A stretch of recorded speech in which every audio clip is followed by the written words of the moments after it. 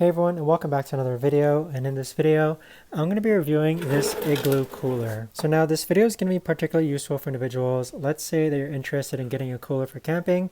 Which one should you actually get? So I've had this Igloo cooler for well over a couple of years now, and it's still going strong. So some key things I like about it is obviously first, it really does keep things cool. So I took this recently just for camping, placed some ice in there, and the ice was frozen for about like 5 days straight.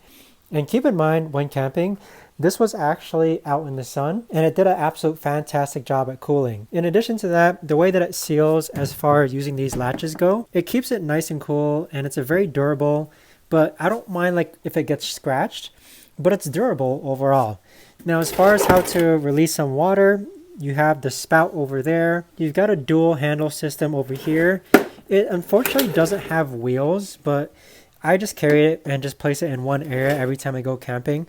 But overall, I'd say this is a great first cooler. You can see what the inside here looks like. It's also got like a string here to kind of make sure it doesn't fall backward. But overall, it's also got a measuring right here, centimeters and inches in order to measure things.